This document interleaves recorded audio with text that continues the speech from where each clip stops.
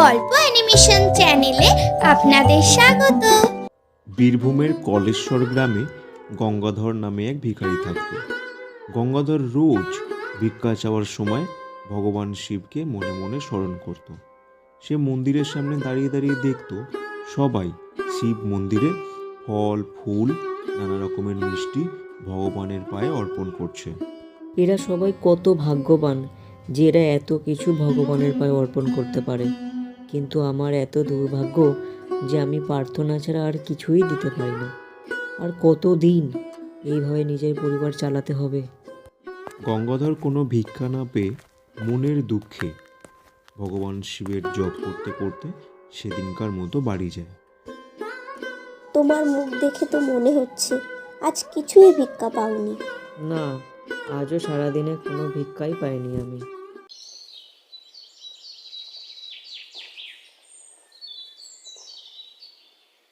চলো গীতা, আজকের মতো আমরা জল খেয়েই শুয়ে পড়ি, কোনো রকমের রাতটা ঠিক কেটে যাবে।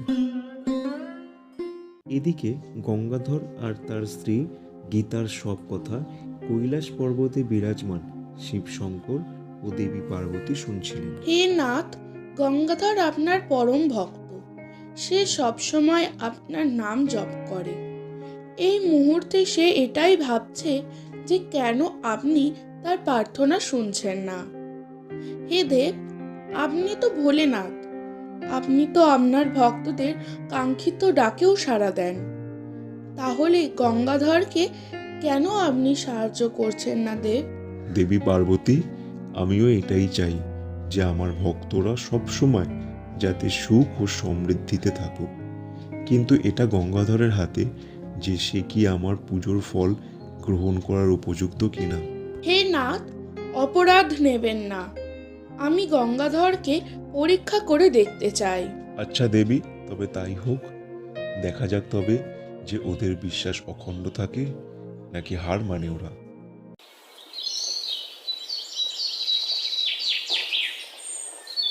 রোজ সকালে গঙ্গাধর আর তার স্ত্রী গীতা ভগবান শিবের পুজো করত। হে শিবশঙ্কর, আমি আর আমার স্বামী সব সময় তোমার ভক্তি ভরে পুজো করেছি। তুমি আমাদের যে রকমভাবে রেখেছো আমরা সেরকমই থেকেছি। তাহলে এত কষ্ট কেন ভগবান, কেন? গঙ্গাধর অন্যমনস্ক হয়ে দাঁড়িয়ে থাকতে থাকতে হঠাৎ দেখল কেউ একজন তার হাতে কিছু টাকা দিয়েছে। সে এই খুশিতে টাকাগুলো নিয়ে বাড়ির দিকে হাঁটা দিল।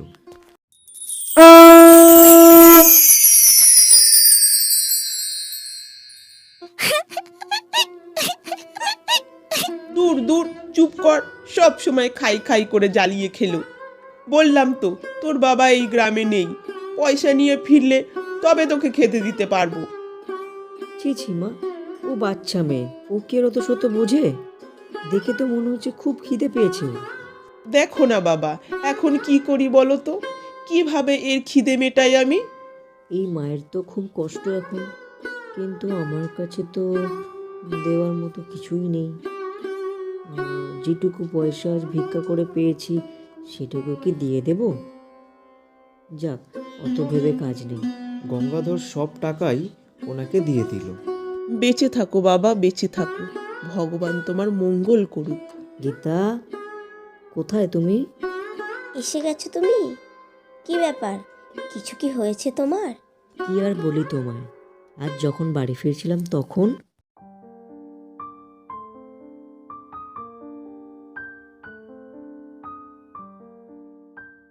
তাতে কি, আমার খুব গর্ব হয় তোমার মতো সৎ মানুষের স্ত্রী হতে পেরেছি। আজ না হয় রাতে আমরা জল খেয়েই শুয়ে পড়ব। তোমাদের সততায় খুব প্রসন্ন আমি। এই পরীক্ষা আমাদেরই পরিকল্পনা। এবার তাহলে তোমাদের পুজোর ফল দেওয়ার পালা। তবে বলো, কি চাও তোমরা?